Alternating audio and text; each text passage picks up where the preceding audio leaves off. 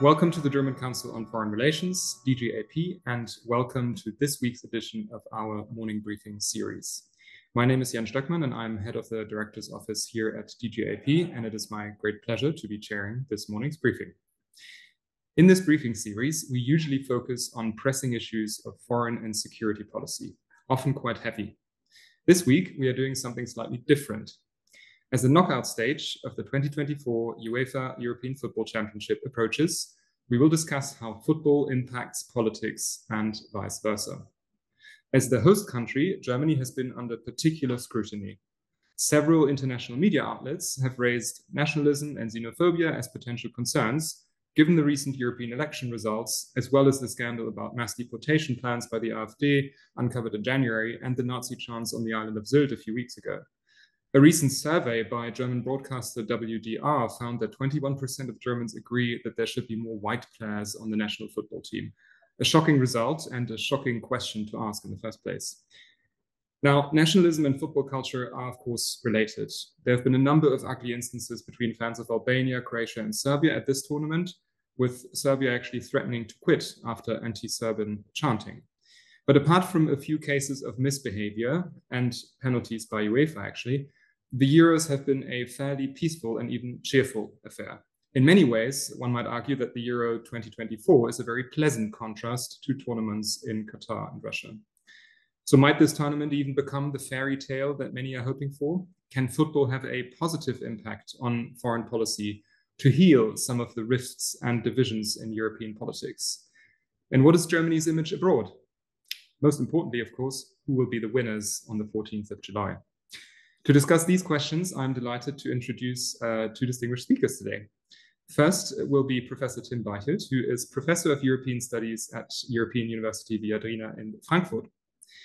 He specializes on the politics of the European Union, Central and Eastern Europe, right-wing extremism, cultural politics, and of course, the role of football. He is the author of Ersatzspielfelder, which came out in 2018, and which will be available in an English version, updated version, later this year, called Football, Power and Politics in Europe, the German case in comparative perspective. Welcome, Tim Beichelt. Next will be Jasmine Hahn, who is a football recruitment analyst and a contributor to the podcast Talking Foosball. Born in Britain and now currently based in Germany, she focuses on the markets in Germany, England, Portugal, and Belgium, and can hopefully give us a sense of what German football culture looks like abroad. Welcome, Jasmine. Now, before we begin, just a few housekeeping announcements. We would like to remind everyone that this event is being recorded and will be uploaded subsequently. We will kick off our conversation on the panel with about 5 to 6 minutes of intro remarks each, and then open up for question and answers fairly soon. If you'd like to ask a question during the Q&A, please raise your hand, and when invited to speak, briefly introduce yourself and keep your question or comment relatively short so we can pick up as many as possible. Finally, a word of thanks to all my colleagues supporting the morning briefing series, including Milan Nitsch, Henning Hoff, Jure Leber, Helga Beck, and many others. Now, without much further ado, Professor Beichelt, how does football impact politics? And how is this tournament in particular bringing to light some of the underlying political trends and issues of today? Over to you. Yeah, thank you. And good morning, everybody. I hope I can be understood. I have a slight cold, but I'll try my best. So yeah, power and politics. The interest I laid on this topic in my book was the fact that if we speak of power, at least in Europe, where states play a major role, we think of power as laid to political actors. But football, as a field, is marked by people who have power but who are not elected and who are very far from the state. In particular, you can think about economic actors, very often from non-Europe, for example, from the Middle East, who dominate football. And then in the second stage, you could also think about international organizations. We remember, and we all know, I guess, in this ground that FIFA has sometimes even been called a criminal organization by the FBI for some time. So this was this interesting thing, and well, I laid this out in my book, and I think most of the basic messages are known to people who follow football. That there is this heavy commercialization. The interesting thing to me is then, why do people accept this? Because usually in many other fields, one would say that, at least in democracies, that political power should belong to those who are elected. And this is where my metaphor of Ersatzspielfeld, so it's a substitute playing field, comes in. That football serves as a kind of arena to Putin demands of late modernity. On the one hand, individuals need to be successful. Even education is nowadays something you do for a job. A lot of activities you do in your later time have to do with competition. You have to do the best, and if you don't do that, you somehow get problems in your social life, in your educational life, or in your professional life. But on the other hand, and this is clear in football, you have the symbolism of the ever higher wages and the need to be successful in all areas. But on the other hand, you have in football the idea that a community of players and a community of fans is there to counteract to these narratives. So you have, if you wish, for those who want to be successful, a narrative you can glue yourself to, and you have a narrative of community you can glue yourself to. And individuals and societies in the late modern world have to follow both problems, so to say. And football is one of the few arenas where this can be debated and, in this sense, managed. If it now comes to concrete politics, this in the first place means that a lot of actors who are politicians and who are used to having power somehow have to get along in a situation where they do not have the power too much. Yeah, so that's what we can see in these TV pictures of political leaders, you know, during a match, maybe after a goal, they're shown, or before the match, they're shown, and they have to be humble. You know, they're guests in a different arena, and this means that their political fights and political topics are to some extent contextualized.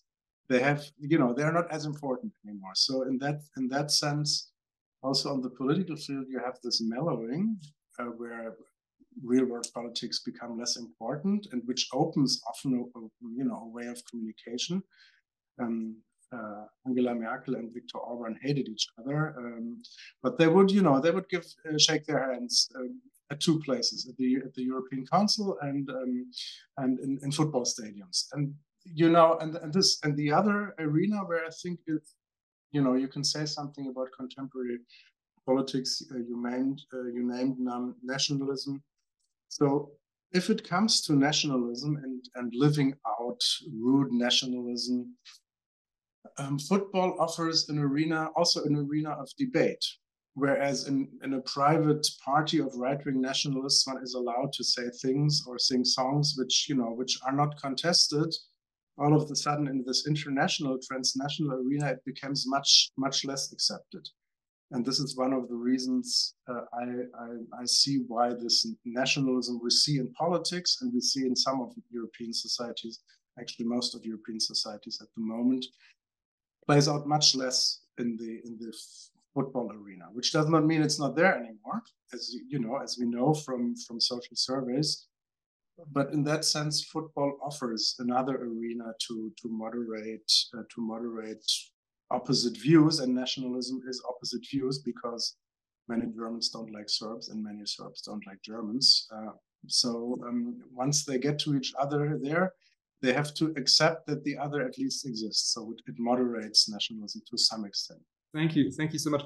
Before I hand over to Jasmine Hahn, allow me just a quick follow-up question to get to the specifics of this tournament. Now, you laid out how politicians use the football pitch and football culture in general as an arena for their politics. And I wonder if you could give us an example or two about how politicians are doing it at this tournament and at this time.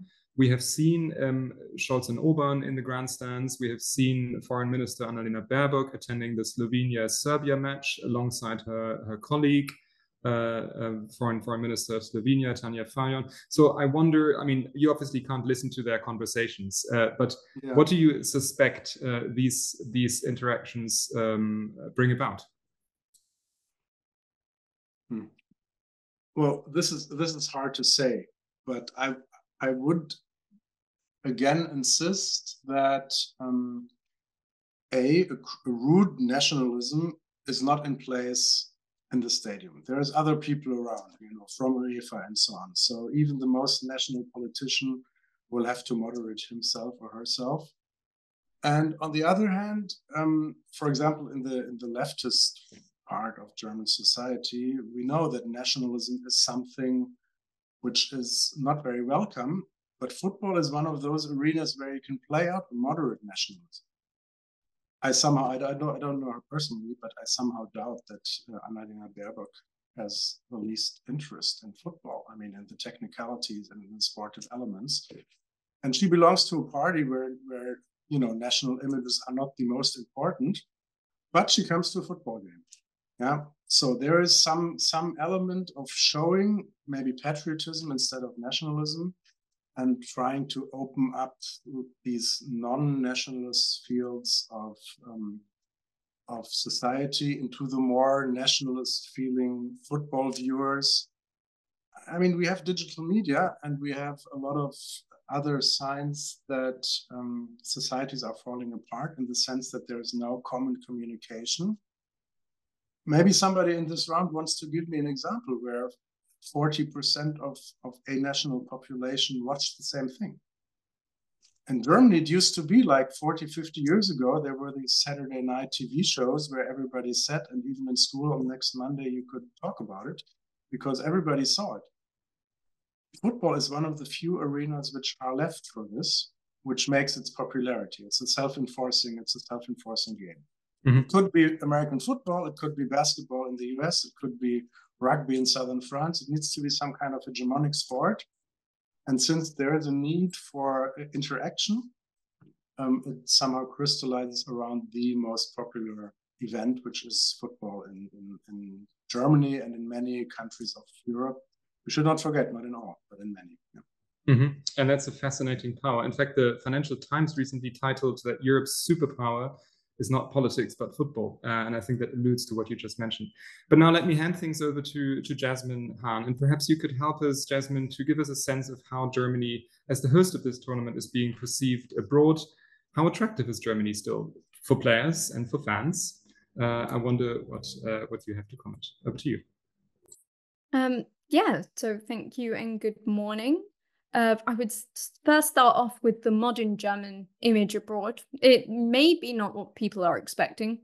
Unfortunately, or fortunately, yes, there are the stereotypical aspects that we know of, the reliability, the resource, the good beer and bratwurst. But before I had moved to Germany, and despite the many Britons who decide to call Germany home, and I still don't, hear as much about Germany as we do France or Spain. And this is where we see football come helping shape that identity, especially in the current day of social media. And the German national team has long been a source of pride and a symbol of excellence internationally, significantly influencing the country's image abroad and its sense of national identity. Their consistent success, tactics, and it being a key part of German culture, especially when we were talking about fan culture, seems to be the highlighted part across Europe and worldwide. However, more recently, the team's image is not solely defined by its on-field performances like it was in the past. In recent years, the German national team has also used its platform to make political statements, as evidenced by their protest against FIFA's ban on the pro-LGBTQ+ armbands in the 2022 World Cup in Qatar. And this action demonstrated that the team's influence it extends beyond sports, beyond on the pitch and off field too, reflecting and shaping their values on the global stage.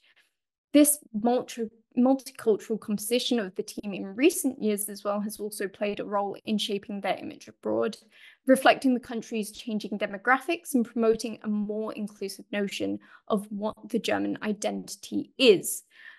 This diversity has challenged traditional concepts of nationalism, while consequently fostering a sense of unity and pride among Germans of various backgrounds. This, in my own work, has played out rather coincidentally. More people from abroad are looking to go into Germany and are less scared by the German culture, especially within this tournament. The relations made between Germany and Scotland fans, for one example, has been one of friendship and a classic sense of a football tournament that we haven't really seen in the last 3 big football tournaments. Obviously, we had the 2018 World Cup in Russia, where I think a lot of people were scared to celebrate in the same ways that they would usually. In the 2020 Euros, it was spaced out all over Europe, where you couldn't get the same sense of fan crowd or culture through that because of COVID restrictions and just the logistics. And in 2022, obviously the World Cup is in Qatar. The fans didn't really make it to the tournament. So, and also had their free speech limited again. So these are the things that have made Germany and this tournament especially really help redefine what their image is abroad, and really teaching a lot of Europeans or even outside of Europe, and especially with the Britons now not in the EU anymore, how Germany is still attractive. However, this is multifaceted and complex, as there are a few situations that have garnered worldwide attention and did dent the image of Germany, which are still being fixed today. The Mesut Özil crisis had a significant impact on global perception of the team, highlighting issues of racism, integration, and national identity within German football and society at large. For those who are unfamiliar with the Mesut Özil crisis, this is in 2018 when 2 German football players of Turkish heritage, Mesut Özil and İlkay Gündoğan, met Turkish President Erdogan and took photos with him, which were used to then push his presidential campaign. Both players faced furious backlash, especially in a time where German-Turkish relations were sort of frayed, thanks to a jailing of a Turkish-German journalist at the time. And these kind of facets and the blame were put on these 2 players, which questioned German identity, especially globally, revealed double standards, especially the treatment of Özil compared to German players who met with other controversial political figures, for instance, Lothar Matthäus meeting Vladimir Putin, and the criticism of the DFB, the German Football Association. This forced a re-evaluation of Germany's image as a successfully integrated society and highlighted the ongoing challenges faced by players with immigrant backgrounds, which still remain today. And this is the point I really want to hammer home, and why this is so important, especially with the ARD survey, where the German public, 21% of the German public wanted more white players in the team. Again, making international headlines, particularly as it's a continuation of the racial tensions and debates that have been simmering in German football and society, especially with the European elections and the rise of the AfD, the Alternative for Deutschland. So that has the kind of effect that people should be scared. But due to the success of this tournament, and it's kind of showing the fun side of Germany again, and teaching people that they can move to Germany. It's not such a hard culture to really get into if you're into your football. Thank you so much. This was quite a tour de force, and I'd like to invite our audience to come forward with questions. I already see one coming up in the chat, which I'll pick up in a moment. But just to come back to you with a brief follow-up question, Jasmine, I wonder, you mentioned that Germany is an attractive market in terms of football. On the other hand, we've seen complaints about infrastructure, transport to the stadiums. There are worries in the foreign press about Germany losing its image as an economic superstar. And I wonder if you agree with that contrast of football's working well, but the rest of Germany is maybe also changing some of the image. So in terms of what were the expectations before the tournament as to what is happening now, perhaps also something that could have gone wrong, which didn't go wrong. So sort of an assessment from expectations to where we are now in the tournament. It's not over yet, but how do you see it? I think that was to do with the stereotypes I was talking at the start of my statement. A lot of people have been relying on this German image of responsibility and infrastructure and reliability. And if you have lived in Germany in the last, I would say, 5 years, you would know that there's always problems with Deutsche Bahn. And this isn't new. I think it's just a new way of many people now experiencing the type of problems everyday Germans face when trying to commute. The kind of busyness of the German trains, I think, is something less to worry about, just because of the introduction of some of the cheaper train tickets. But all in all, there have been a couple of infrastructure and logistic issues. But in terms of overall picture, these seem to be not as common and not as much of a dent in the German image. I think it will make people think twice. I don't think it will affect German economically. We've seen that the economics in German, how Germany play in tournaments, or possibly because they're hosting, this will affect the economic factors differently. It doesn't change much in terms of how much GDP they produce. However, I do think it's still just a little bit of a bad light on those stereotypes people had before. I think the rest of the tournament, since those first little hiccups have been going well, people have managed to move quite freely, and apart from the few fan clashes that we've heard of, especially with Albania, Serbia, Croatia, it seems to be running very, very smoothly. Thank you. And I now realize that the question I asked pretty much is the same as the one posted in the chat about overcrowded, delayed trains, etc. But perhaps since we're talking about Germany's image abroad, I could follow up with another question to perhaps both of you even. Germany is politically in the European Union been struggling to take up the sort of leadership that many of its partners and allies have been asking over the past months or years even. Not just with regards to Ukraine support, but in many other ways as well.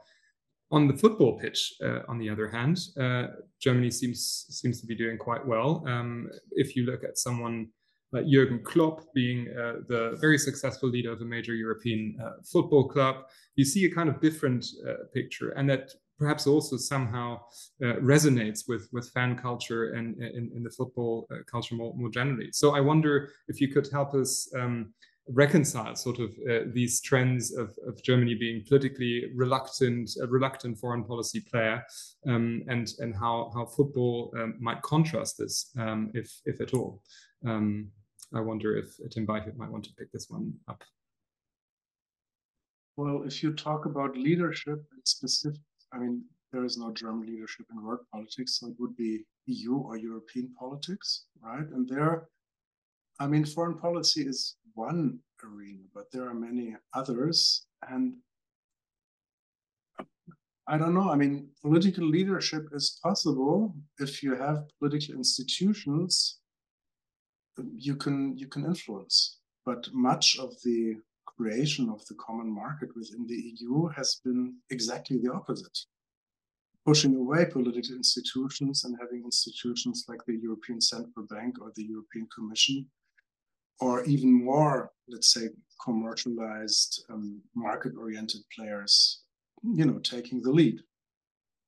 And that's why there's, little opportunities for German leadership in that arena, except for something which you could call transnationalization of the German economic model. Yeah, and ask people in Central Europe, in the new member states, if there is German dominance, people will not say no, they will say yes, because much of the economy is heavily interlinked with German automotive industries, with other industries. So in a way, Germany has managed, to some extent at least, to internationalize its governance model. But this is the economic arena. Well, in foreign policy, you simply have two very divisive issues at the moment, which one is Ukraine and the other is Gaza or Israel. And they're Germany for different reasons. We could go into them, but I'm sure many people here are aware of them. Well, I mean, it has a position, and it is faced with opposition within the foreign ministers, within the council, within the European Council.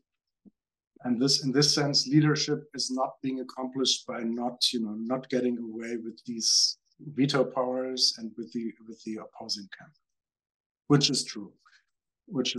And I'm not sure, however, if European foreign policy is good if it's dominated by one or the other country. But this is again a different question. And with regard to success of football, maybe I'll leave it to Jasmine. I have something to say, but I spare it up. Over to you, Jasmine. Yeah, the successes, I think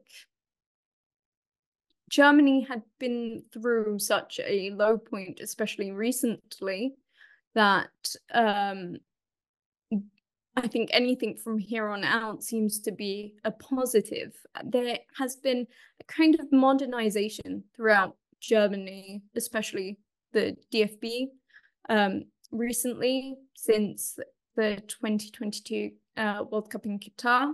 I think a lot of that has to do with behind the scenes and the kind of different decisions at management level that went along, especially with Oliver Bierhoff leaving. This seems to be a highlight of German culture at the moment. It seems that football might make the trend in Germany of modernization. I think a few of these examples have been if people don't know, the away shirts for Germany are these bright pink and purple, which caused a lot of outrage from some groups. But it was something that Germany didn't do before. And following up that criticism of these new shirts, which went against the classic grain of what Germany usually wears, they had a good marketing strategy of including Rudi Völler, the sporting director of the DFB at the moment, who is also a German football legend, and using him within the campaign, targeting social media such as Twitter, TikTok, and LinkedIn to really campaign this new kind of face of German football. We have a young head coach, Julian Nagelsmann, as well. And these who also, after the ARD survey, came out pretty strongly to protect his players, which we did have a similar outcome with Joachim Löw protecting Mesut Ozil and Ilkay Gundogan, but it wasn't on the same kind of level. It was very broadcast. It was during a press conference, very abrupt, outright, and not really covered over. It was straight to the point with Julian Nagelsmann. And I think these kind of modern, the kind of modern play of a head coach like that, the kind of statements on social media and their marketing has really made it a successful tournament for Germany. And if they get through past the quarterfinals, especially as the home country, then people will see it as quite a big success. I think the telltale sign is against Spain. There's a lot of history between those two sides, and I think that's the determining factor of whether this will be a new wave of German football and how that affects everything else. Thank you. I wonder what people in the audience have to say, and let me just encourage everyone again to come forward with their comments and questions. Wonderful. Axel Berg, please go ahead, introduce yourself and quick comment and question. Thank you. I was wondering whether I should take the floor. I've been attending so many of your meetings on highly political issues, and now I come for sports, but that is how it is. I happen to be the German permanent representative for the OSCE in 2006 in Vienna. And together with my French colleague, we had a trip to all 5 Central Asian states in preparing the German EU presidency and the Spanish chairmanship in the OSCE. And we visited all 5 countries, had meetings, so around 20 meetings during our 10 days trip. And of these 20 meetings there were only 2 we didn't go into the German host for the World Championship in football, the German summer fairy tale, Sommermärchen. So this was a very nice door opener for us in our talks. And some of the talks concluded in wishing that Spain and Germany should be in the final. So it helps. Sports it's not about weather or I don't know what food, but sport helps. The other side, in my view, it's business. It's big business. And I attended just a meeting of the German Association for International Law, and we discussed this, for example, also under the framework of antitrust law. I mean, here you have really the big players. You have the associations, sport associations, football associations. But if you go here to the fan zones, I think this is still relevant. You only get drinks from certain companies. There is no free market in the fan zones or in the stadium. And this, of course, influences the whole thing. We are talking about Germany. This is my 3rd point. But we have the next big sporting event, the Olympic Games in Paris. And if you compare to that, I mean, we were discussing about the role of Germany in the world.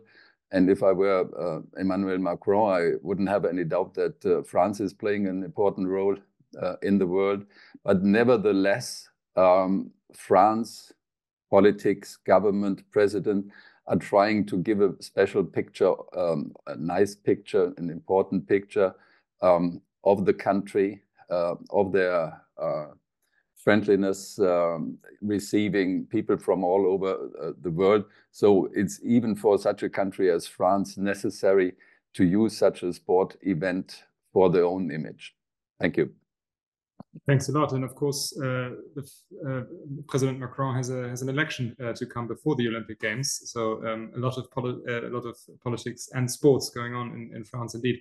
Did either of you, Tim or Jasmine, want to react to? I agree to most of what he said. So, yeah.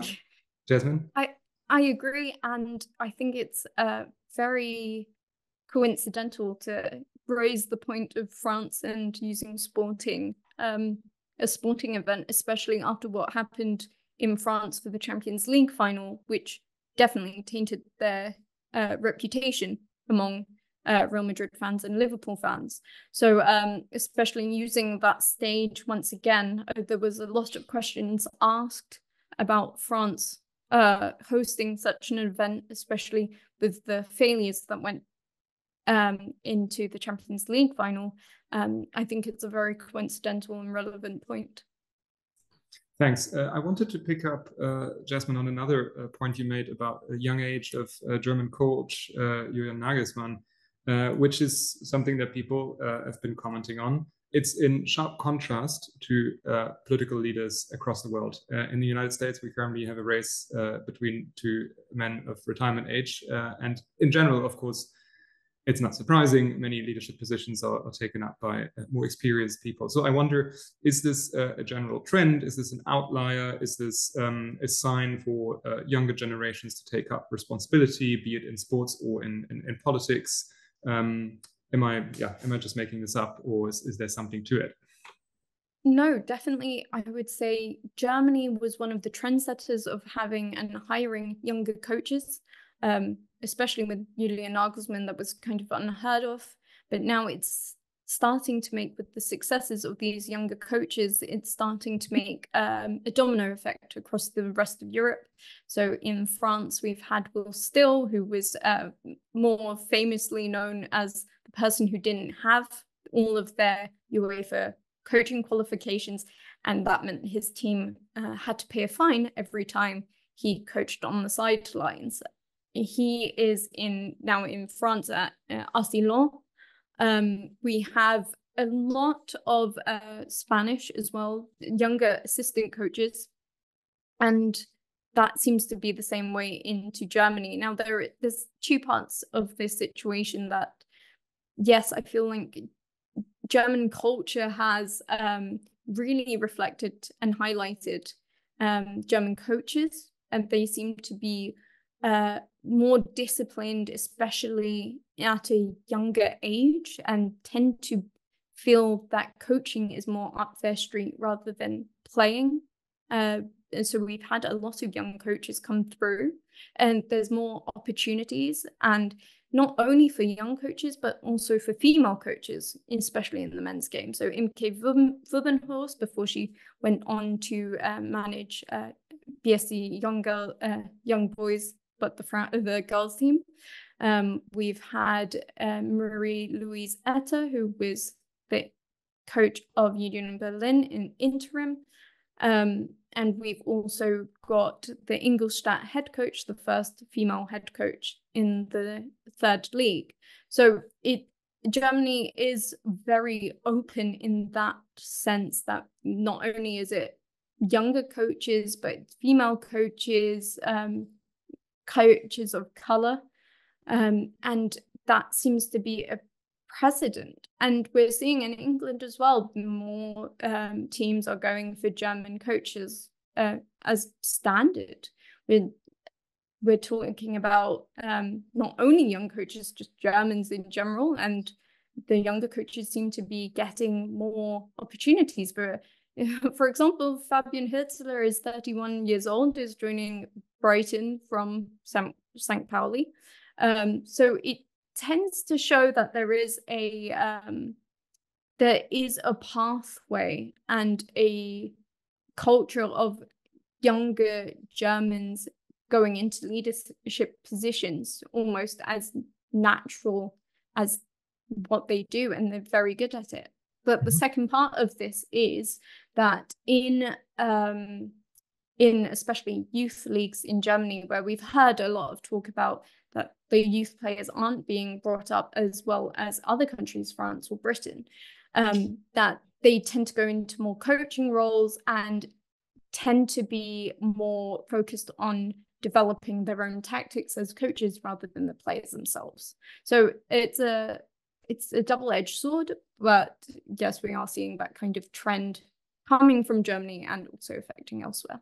Thanks. I wanted to pick up on something that I think Jasmine mentioned earlier about new fan friendship between Scottish and German fans, and the power of football in a tournament like this, especially to bring people together on a new level. I wonder, the Scottish-German friendship, is this something of a post-Brexit move as well? How do we contextualize these trends of football friendships with political friendships, if at all, or is it in sharp contrast? I mean, we've seen the opposite as well, especially when we look at Balkan countries. So I wonder if there's anything to these kinds of fan culture friendships that mirror political trends as well.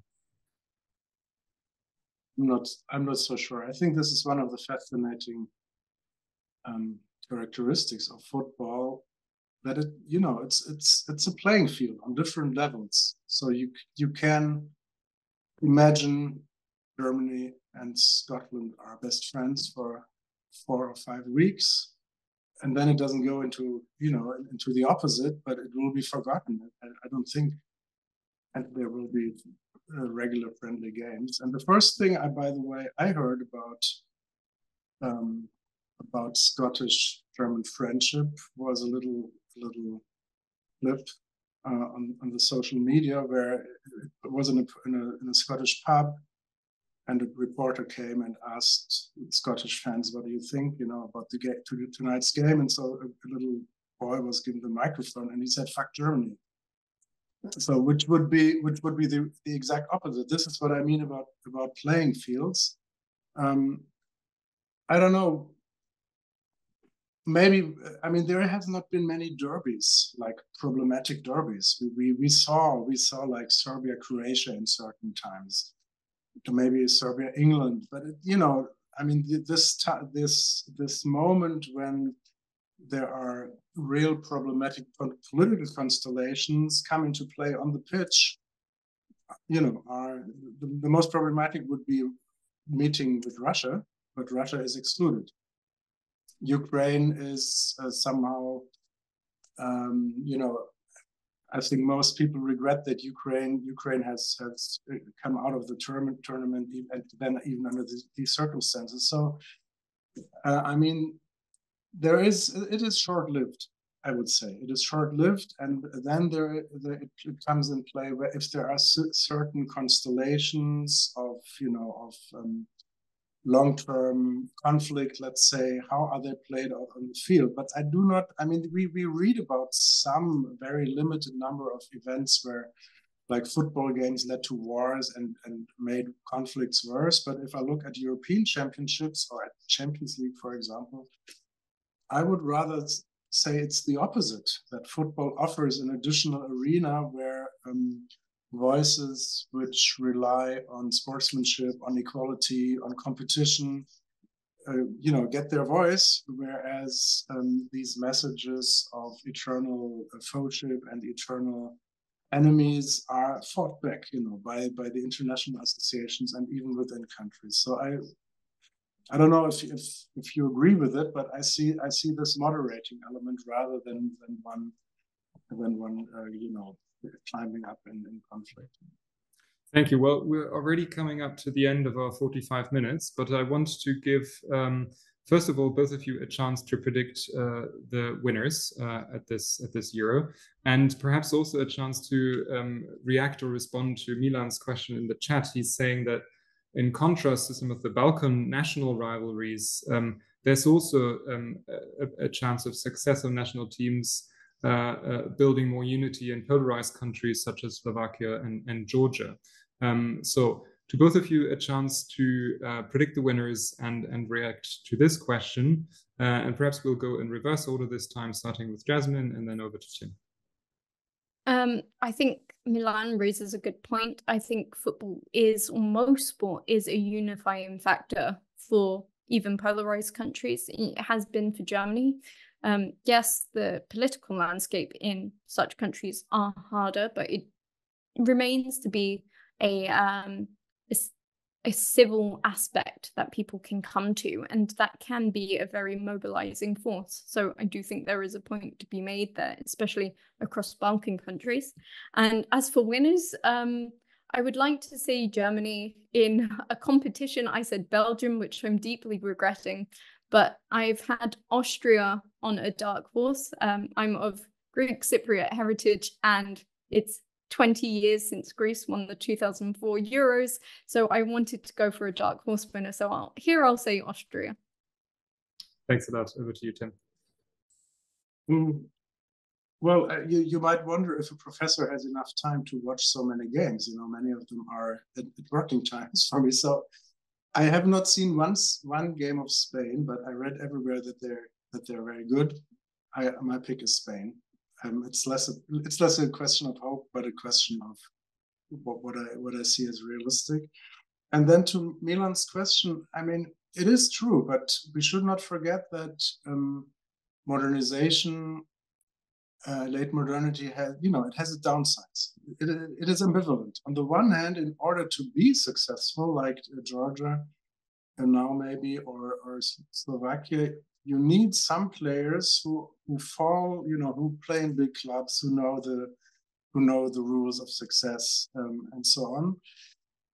Which means it's they have left their country, they have left maybe even their families. But on the other hand, of course, you have this, and therefore modernization destroys community. But on the other hand, you have this element that for a certain moment you see these this terrific community building elements. Yeah, France in 2000.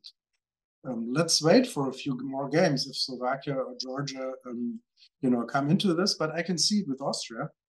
By the way, yeah, Austria is already very, they're very visible as fans, and maybe I'm too maybe I'm too arrogant as a German, but I have not perceived Austria as a big football nation, and maybe with one or two exceptions. But now there is some kind of community building and hope and so on, and also fraternity among German and Germans and Austrians and so on, who speak the language, and all of a sudden they discover they have been living along in Berlin for decades. So there are certainly these elements, but they are only possible. This is my argument. If Red Bull, in a way, is behind the success of Austrian team, and if there are Real Madrid or other players who are in these small football nations, if you want to call them so, which pull up the rest and then come up for a certain moment. And this is where Greece 2004 and today is different, because back at that time it was, the commerce in European football, especially in the Champions League, was not as developed as it is now. Mm-hmm. Well, Austria is certainly trending very highly in our internal DGAP betting as well. But I will spare you the details of that and say thank you so much to both our speakers for these interesting insights, and to you in the audience for raising interesting questions and comments. Next week, we will return to high politics and foreign policy with the upcoming NATO summit. And we'll be covering that with a number of interesting speakers. So stay tuned. Thank you so much for tuning in today. And let's see who prevails in our little betting game here as to the winners of the 2024 Euros. Thank you so much for joining us.